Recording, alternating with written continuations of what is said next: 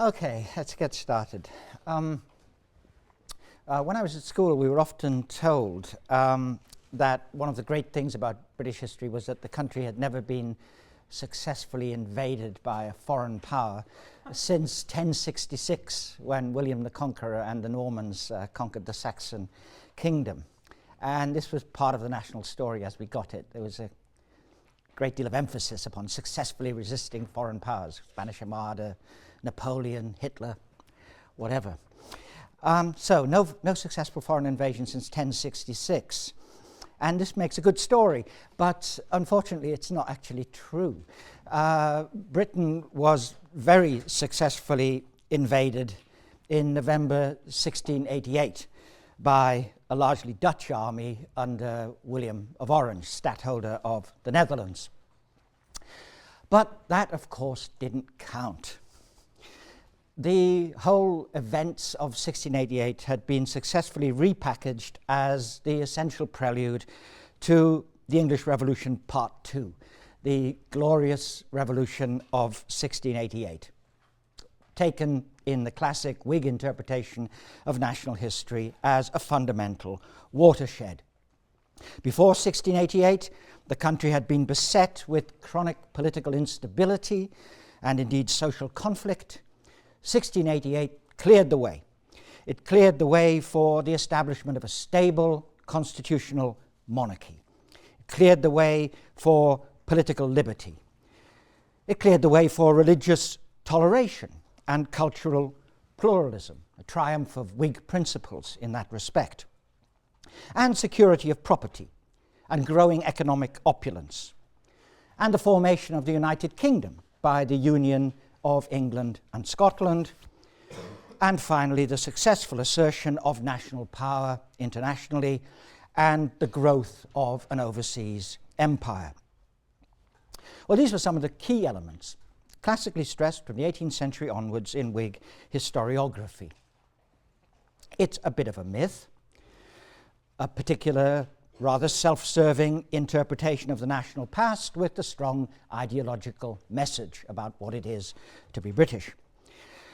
But like all historiographical myths of that kind, it did have a kernel of truth, even if it airbrushed out an awful lot of the real complexities of the story and tended to represent as being almost inevitable a set of outcomes which were in fact far more complex, far more hesitant, far more messy than was usually recognized. But still, be that as it may, these are the processes that we need to consider in the final days of this course.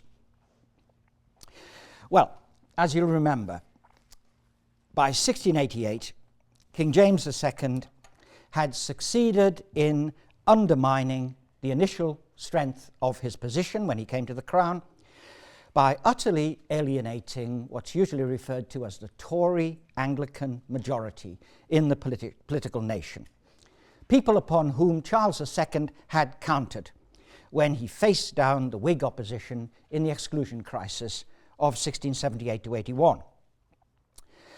And at the same time as he'd alienated those people, James had failed to win the trust and support of the Protestant dissenters, the Low Church Anglicans, who had been the backbone of the Whig and exclusionist cause.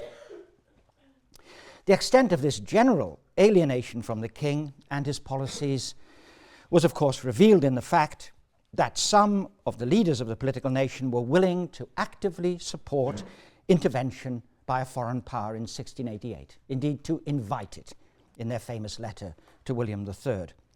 And even more, including James II's own army, were willing at least to acquiesce in the face of William's intervention. They sat on their hands.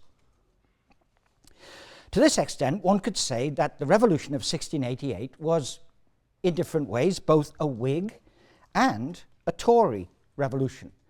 It was in part an elite coup d'etat. It was in part a country revolution.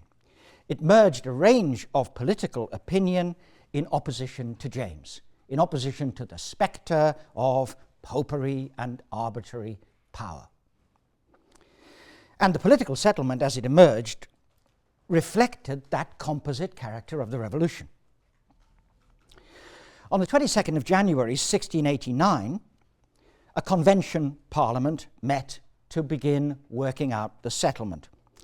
It had, it's estimated, 319 members of broadly Whig sympathy and 232 of broadly Tory sympathy, plus the House of Lords. But the debates as they went on seem to have become largely dominated by those of the middle ground, who managed to hold the minorities of extremists of both political persuasions in check. It seems to have been one of those rare but instructive situations in history when the centre is tough and holds firm. The convention's formal definition of the situation reflected that. It resolved, and I'm quoting, it resolved almost unanimously, that King James II, having attempted to subvert the constitution of the kingdom by breaking the contract between king and people, and by the advice of Jesuits and other wicked persons, having violated the fundamental laws, and having withdrawn himself out of this kingdom, has abdicated the government, and that the throne is thereby vacant. That's what they resolved. And note carefully in those words, it's another masterpiece of ambiguity, comparable to the communion service in the Anglican prayer book of 1559, which you'll remember. They say that James broke the contract between king and people. That's Whig ideology, the notion of a contract. But he also withdrew himself and abdicated. So he hadn't actually been deposed for his offences. That's an appeal to Tory sympathy. They didn't believe in resistance to a divinely appointed and anointed king. So he'd abdicated. As for the Jesuits and so forth, well, everyone could agree on that. And in all of this, of course, the status of the baby Prince James was conveniently forgotten. Now, this kind of interpret-it-your-own-way attitude also suffused a lot of the rest of the settlement as it unfolded in 1589 and 1590.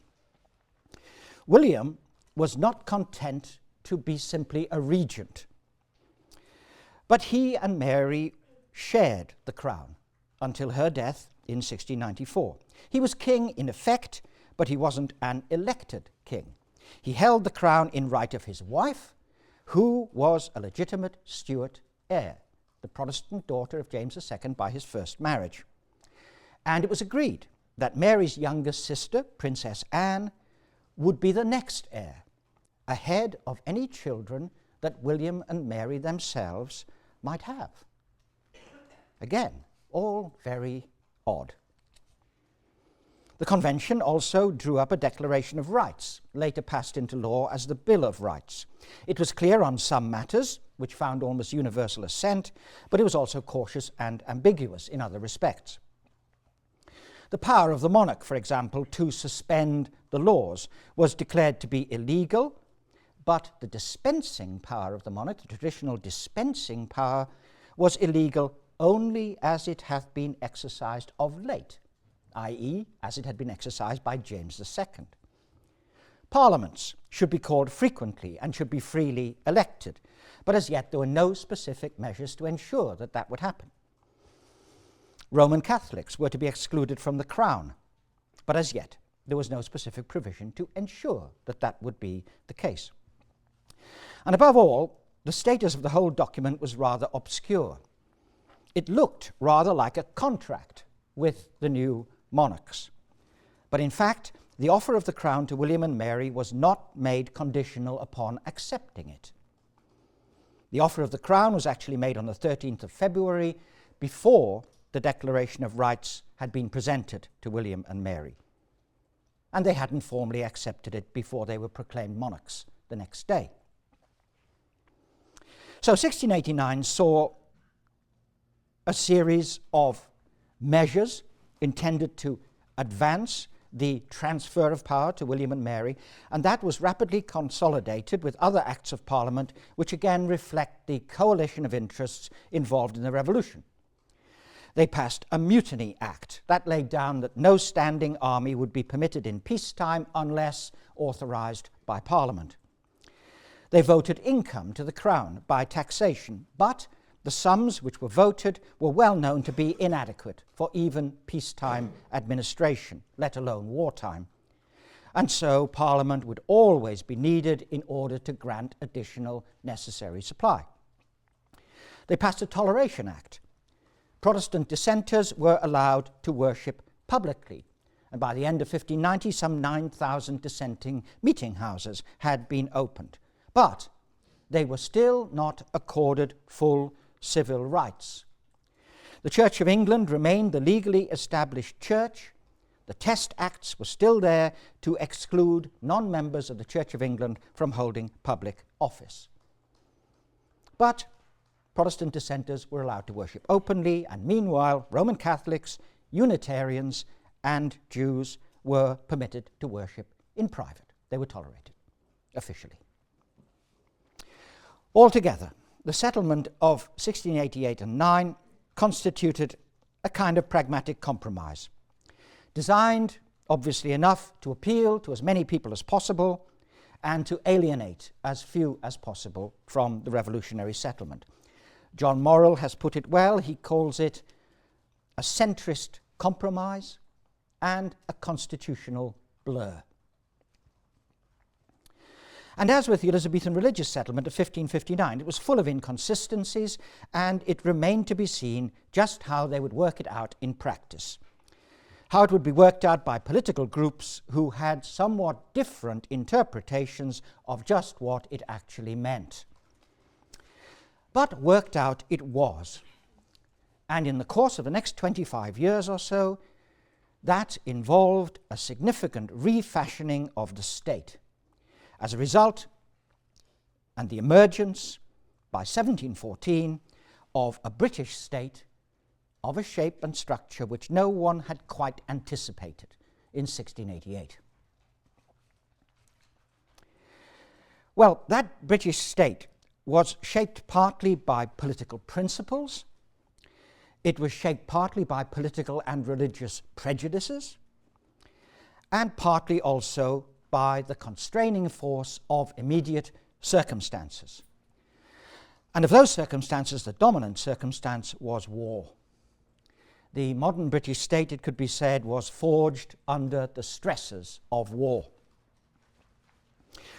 William of Orange hadn't intervened in 1688 out of his deep personal concern for England's religion and liberties. His intervention was part and parcel of his life's mission of containing the threatened hegemony of the French monarchy of Louis XIV, and in particular the threat it posed to his own country, the Netherlands. And the price of William's intervention was war. War, first of all, to defend the revolutionary settlement against Jacobite risings, Jacobites being supporters of James. Jacobite risings in Scotland in 1689 to 90, then to oust James II from Ireland, where he'd landed with an army in 1689 to 91, culminating in the Battle of the Boyne, at which James was defeated and fled back to France. Then war in the Netherlands against Louis XIV between 1688 and 1697 to contain the French, who were James's principal supporters. And then again, after William III's death in 1702, renewed war between 1702 and 1713 to defeat the renewed menace of French hegemony, which included French recognition of the claims of James II's son. James had died in 1701. His son and heir, James III, to those who supported him, was known as the pretender to the crowns of England and Scotland, 13 years old when his father died. So then, between 1688 and 1713, we have a whole generation of major wars being fought on land and sea, mostly against the French. Given its commitment to the revolution, the political nation represented in Parliament was willing though very reluctant, to recognise the need for these wars. But at the same time, Parliament was acutely sensitive to the danger that they might lead to a build-up of royal power which might threaten its own position, might raise again that spectre of arbitrary power. Out of the interaction of that necessity to fight the wars and that anxiety about where they might lead, there eventually emerged what was, on the one hand, a far more powerful state apparatus. It's been described famously by John Brewer as the fiscal military state, which emerges at this time. And yet, on the other hand, it was a more powerful state apparatus which remained very firmly under parliamentary control. And the key to the whole process, as you'll be aware, was finance. But to understand that, we have to step back first a little bit in time and look at what's known as the financial revolution. Now, as you know, by the standards of the day, England was a relatively rich country by the late 17th century and getting richer. Earlier in the century, however, governments had rarely succeeded in tapping that wealth effectively for their own purposes. The late 17th and early 18th centuries, in the so-called financial revolution, saw a transformation of the fiscal capacity of the state, that is, its ability to raise money for its purposes, and consequently, a transformation of its capacity for effective action. And this was the outcome of developments which, in the words of one recent historian of the financial revolution, transformed the willingness, rather than the ability, of the English people to pay high taxes, lend large sums, and above all, repose great trust in the financial institutions of their parliamentary government. That's Henry Roosevelt I'm quoting. Parliamentary government and the trust which it could inspire was perhaps indeed the key to this whole development. Under Charles II, Parliament's ultimate control of the public purse was, of course, not in doubt. But as you know, suspicion of the Crown's policies could mean that Parliament was unwilling to grant supply.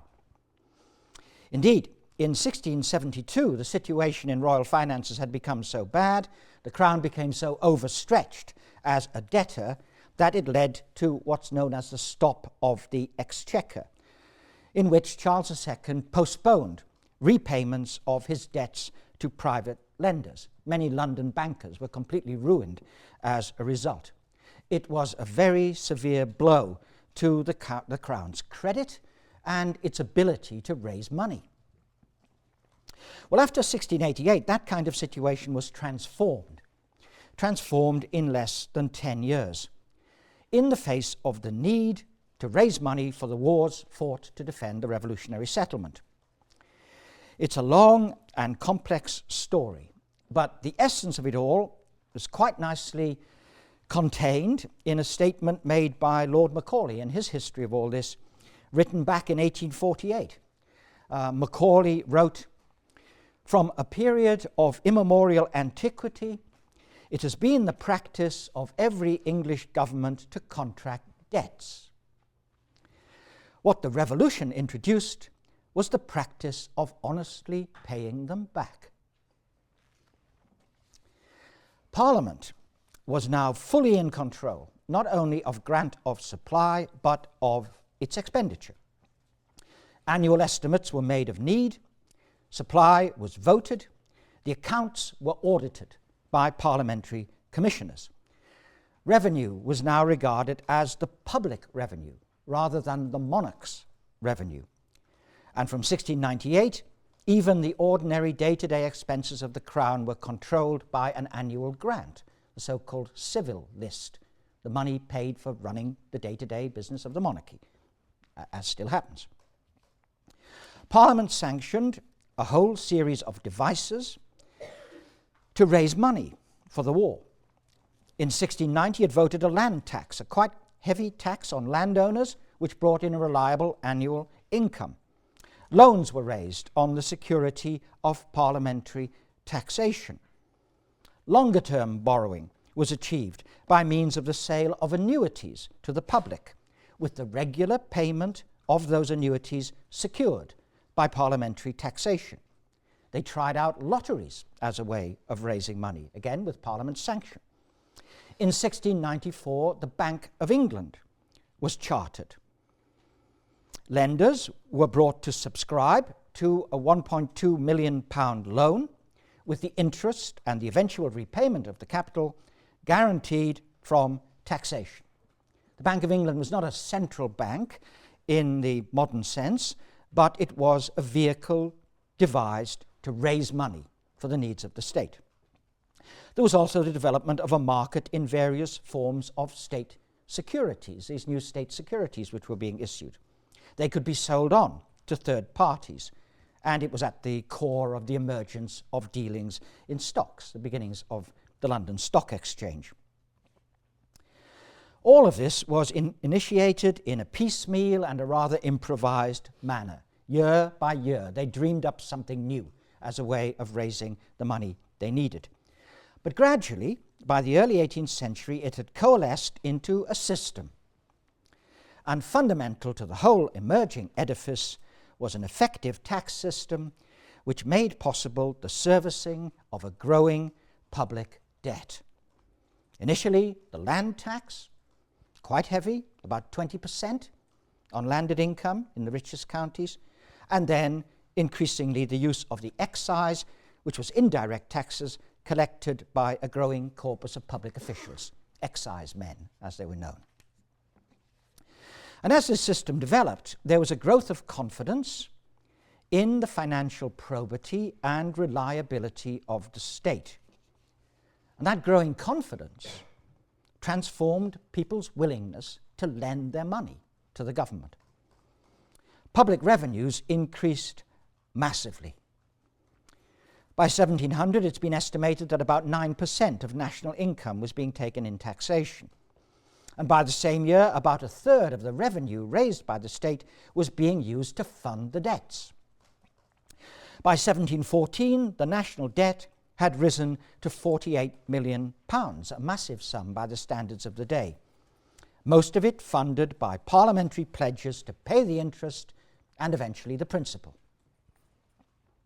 In 1717, after the end of the War of the Spanish Succession, a variety of sinking funds were established to pay off parts of the debt. But it was generally recognized that a public debt of some size, reliably serviced in the way I've described, would be a permanent fact of life thereafter. In short, what they'd done in the financial revolution was to create gradually a stable system of public credit based upon parliamentary taxation, and with it a regime which has been described as having the political support, the administrative capacity, and the fiscal base required to accumulate and service a perpetual national debt. So, in the years after 1688, the fiscal capacity of the state was rapidly and massively transformed. John Brewer calls this a fiscal military state because so much of the enhanced public revenue was spent on war. Military expenditure as a proportion of national income was about 2% at the death of Charles II in 1685. By 1700 it was 4%. In 1710, at the height of the War of the Spanish Succession, it peaked at over 14%. And then it settled down after peace came in 1714 at about 5% even in peacetime, mostly as a result of the regular expenditure which was maintaining the Royal Navy as a permanent military presence. Now, all of this could have been potentially destabilizing, and there were times in the 1690s, as they went from year to year trying to raise money, that the whole thing sometimes teetered on the edge of potential collapse. There was a real risk in 1696 that they wouldn't be able to raise enough money, for example, to pay the army. But they managed to sustain it. They improvised their way through, and eventually, as I said, it coalesced into a system which provided the underpinning for the emergence of England as a significant military power, a significant world power. But if Parliament was willing to provide the resources which made possible that kind of growth in the power of the state, Parliament also exacted a price. It exacted a price politically. As John Brewer shows, the prevalent suspicion of central government amongst parliamentarians meant that they exerted themselves to try to shape this emergent state apparatus in ways that would accord with their own preferences, their so-called country attitudes, their suspicion of central government. The need for annual parliamentary supply meant that Parliament became a permanent part of the government of the country. They had to have parliamentary sessions every single year. No one had anticipated that. It just happened. It was necessary. The money which was granted to the government by these parliaments was very carefully monitored according to the system of appropriation, the principle of appropriation. That's to say, parliamentary grants could be used only for the purposes for which they had been granted. Therefore, policy had to be in accord with Parliament's wishes, to meet Parliament's approval. Royal ministers might be chosen by the Crown, but again, they needed to be men who could command the support of a majority in the House of Commons. If they had no majority in the House of Commons, they were unable to achieve anything. They were unable to get the supply that they needed. And in other more specific ways, as Brewer puts it, fiscal control put the bite into the bark of country politics. Sometimes they would tack on to revenue bills a Place Act. That was an act which attempted to exclude government officials from the House of Commons in order to preserve the independence of Parliament. In 1694, William III was forced to accept a new and strengthened Triennial Act, under which Parliament should be not only called every 3 years, but should not sit longer than 3 years without new elections. So they had to have elections every 3 years. A very significant curtailment of the royal prerogative to call and then to dissolve Parliament when the King chose. William resisted it strongly, but he had to give way in the end. By 1700, the relationship between the ministers in the royal government, those who sat in the cabinet, and Parliament had become the crucial axis of political life. And the struggle of those ministers to establish and to maintain a working majority in Parliament, above all in the House of Commons, was giving rise to an increasingly vigorous brand of organised party politics in Parliament. The old abusive labels, Whig and Tory, which, as you know, had first appeared to hurl against your enemies in the exclusion crisis, these were now revived and perpetuated to describe different groupings which had different interpretations of the meaning of the revolution and differences of view about how the revolutionary settlement should be developed. By 1700, the Whigs and the Tories were fairly organised groups. They had their own favourite meeting places in London. They had their own newspapers. They had their own national followings. The adversarial politics of Whigs and Tories influenced political life at the level of the city, at the level of county politics. It erupted periodically in the vigorous contests of the many general elections which were held between 1695 and 1715. There were 10 general elections in those years, in which it's estimated something like a quarter of the adult male population exercised their votes. And the election campaigns were full of competition for seats, in which the Whigs and Tories organised their supporters. These alignments were even such that in the city of York, where they had assembly rooms where polite society met to hold balls and other occasions, concerts and so forth, there was one assembly room for the Whigs and one for the Tories. But if Whigs and Tories fought furiously for dominance in both Parliament and in local politics, there were also vital areas in which they were fundamentally at one. And that was revealed in 1701, when the death of Princess Anne's only child, the ultimate heir to the throne, called into question the future succession of the crown. This precipitated the so-called Act of Settlement of 1701. It's known as the Act of Settlement, but the actual title of the Act is quite significant. It was actually called an Act for the further limitation of the crown and better securing the rights of the subject. This act, which obtained support from both sides politically, passed over 57 possible claimants to the crown on the grounds that they were Roman Catholics, and it fixed the succession on the Electress Sophia of Hanover, ruler of a small North German principality who was descended from King James I. Sophia of Hanover and her heirs were chosen as the nearest Protestant successors. The Act also required that future monarchs should be communicants of the Church of England. It forbade their marriage to Roman Catholics. It restricted the movements of the monarch outside the kingdom, could not leave the kingdom without permission.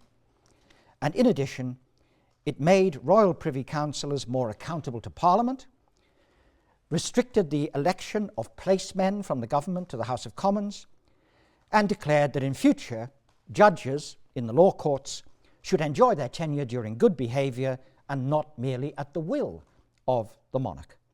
So, a specific contingency, the problem over the succession, gave rise to a far-reaching set of statutory restrictions on the Crown's actions which found widespread support.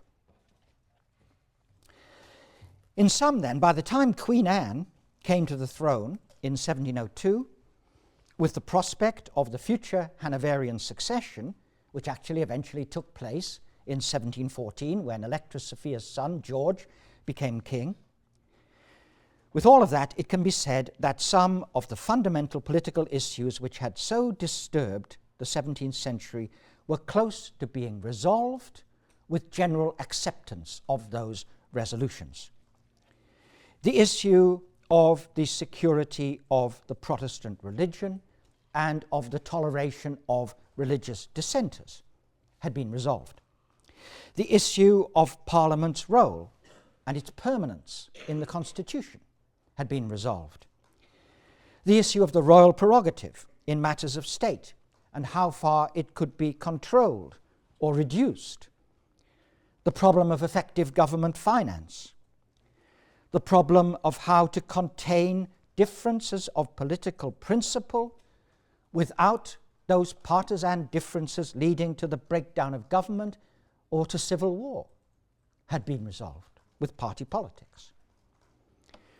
The structures and practices of the English state had been refashioned in a manner which both enhanced the power of the state and at the same time contained the power of the state in ways which would be conducive to safeguarding the liberties of the subject.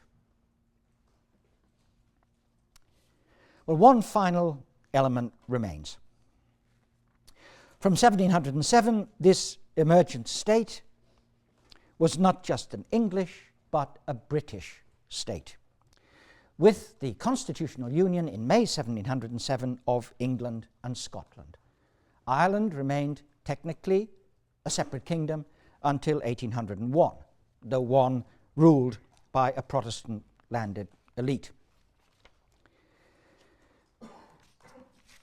Now, in Scotland, much of the kingdom, particularly lowland Scotland, and some parts of the Highlands, those parts of the Western Highlands of Scotland which were dominated by the Clan Campbell, who were both Protestants and Whigs in politics. Much of Scotland then had welcomed the Revolution of 1688. And rebellions by some of the Jacobite clans of Highland Scotland were swiftly put down in 1690. But in the years that followed, if the 1690s witnessed a kind of resurgence of Scotland's political independence, it was also a profoundly traumatic decade for the Scots. Scotland remained a relatively poor country, magnificent landscape, but somewhat barren. It was largely a subsistence economy in the rural areas, and it was a very fragile one. In 1695 to 99, Scotland suffered dreadful famine, known as the ill years of King William. It's possible that as much as 13% of the population of Scotland died in those years, and indeed much more in the most marginal Highland areas. In Highland Aberdeenshire, up here, the Highland areas of northeastern Scotland, it's estimated that perhaps a third of the population died in the 1690s. Scotland had relatively little manufacturing industry. It was little developed. The most important sector was the manufacture of linen on Tayside up here and over near Glasgow in the west. And this was an industry which was principally dependent upon selling that linen to English markets. Overseas trade was also relatively limited. Scotland was excluded from England's colonial trade as a separate kingdom. And efforts made by some Scots in the 1690s to try to establish a colonial foothold of their own, when they attempted to establish a colony in Panama, the Darien scheme, in 1595 to 99. Unfortunately, those efforts proved to be a disastrous failure, not least because the English government refused to help a venture which antagonized Spain by attempting to establish a Scottish colonial presence in territories regarded as part of the Spanish Empire. Well, all of these unhappy events provided the political and economic context of the Union of 1707. The Scots were extremely conscious, of course, of their distinctive national identity and history. They were anxious to preserve their national integrity. In the 1690s, the Scottish Parliament was enjoying a greater independence from the Crown than it had ever done so hitherto. But economically, the most dynamic sectors of the Scottish economy were heavily dependent upon England, and some Scots were also attracted to the possibility of obtaining greater access to English markets and participation as equals in English colonial trade. Meanwhile, the English government was interested in a closer union with Scotland for quite different reasons, for largely political reasons. In 1701, when the Act of Settlement was passed, fixing the succession in the Hanoverian line, the Scottish Parliament did not at first follow England's lead in recognizing the Hanoverian succession. This raised, in the early years of the 18th century, a potentially dangerous situation.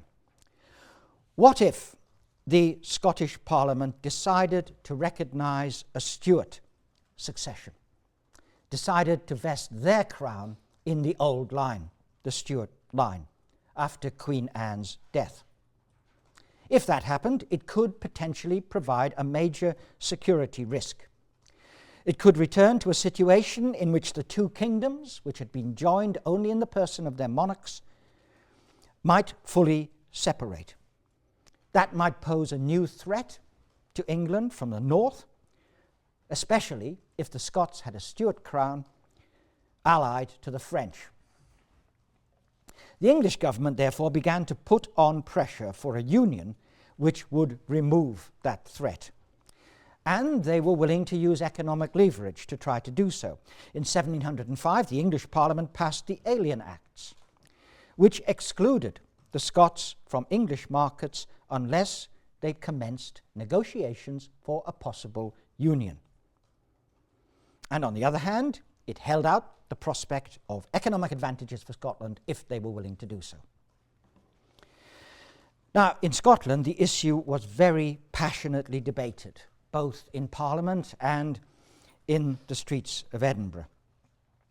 But in those debates, the economic advantages of union soon came well to the fore. As one opponent of the union, Alexander Fletcher of Saltoun, put it, the economic issues were the bait that covers the hook. And in the event, that carried the day, with those of the Scottish elite in Scotland's Parliament who ended up making the decision. In 1707, after protracted negotiations, a treaty of union was at last agreed. There would be a single united kingdom of Great Britain with a single flag, the Union Jack. You'll see lovingly drawn on the bottom of your handout the St. George flag of England, the St. Andrew's flag of Scotland, and how they merged together into the Union Jack. A flag now familiar to us on the tops of minicars and on swimming costumes. The Hanoverian succession to the united throne was recognised. The Scots would join a single Parliament for the United Kingdom meeting in Westminster. 16 members would be sent to the House of Lords, 45 to the House of Commons, in rough proportion to population. The Scottish legal system, however, would retain its full jurisdictional independence. The Scottish Church, the Kirk, would also retain its independence as a Presbyterian church. But 15 of the 25 articles of the Treaty of Union concerned economic arrangements. The Scots would be granted full access to English trade. Lower taxes would be levied in Scotland because of the relative economic poverty of Scotland as compared to England.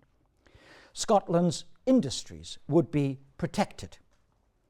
Substantial compensation would be paid to those Scots who had lost heavily through their investment in the Darien adventure of the 1690s. And so, on the 1st of May 1707, Scotland's Parliament dissolved itself, not to meet again until the year 1999, when it was reinstated as part of the current constitutional reconfiguration of the United Kingdom. So, the Union had taken place. Was it, one might ask, a union of absorption, a union in which Scotland was to be dominated by England, a union of absorption? Or was it to be a union of fusion, one of cooperation, rather than domination? Many Scots at the time feared that it would be the former. In the long run, I think it turned out to be more the latter. Scots certainly proved to have a quite disproportionately large role, almost from the beginning of the Union, in the running of the British Empire, for example. But in the early 18th century, it was not yet quite either. England was not actually much interested in dominating Scotland beyond the question of security. And indeed, Scottish affairs remained largely in the hands of Scots themselves. Conversely, it took a while before Scotland was able to fully exploit the economic advantages of union, though by the 1750s they were indeed doing so very successfully. The emergence of Glasgow as one of the major Atlantic ports is one of the biggest success stories of that part of the Union. The Union, then, one could say, confirmed neither the fears nor initially the full hopes of the Scots who had agreed to it. But from the English point of view, it had resolved a pressing security problem, and it completed the refashioning of the state which had been introduced by the Revolution of 1688. Culturally, there was an England and a Scotland and a Wales, as there still is. But politically, by 1714, there was what Jonathan Swift described as that crazy double-bottomed realm, Great Britain. And crazy it was in many ways. A monarchy which was actually run by a parliament. Truly a monarchical republic, in which the king, after 1701, actually had fewer powers than were later granted to presidents of the United States. A confessional state, and yet a confessional state which actually had two established religions: the Church of England in England, the Presbyterian Church of Scotland in Scotland, and which, by 1714, was headed by a king who was actually a German Lutheran, but was an Anglican when he was in England and a Presbyterian when he was in Scotland. And meanwhile, practicing greater religious freedom than was tolerated by any other state save the Netherlands.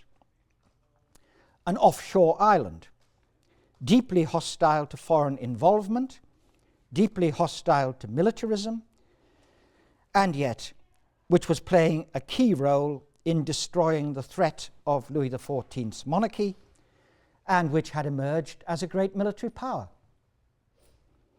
It was all very confusing. But there it was.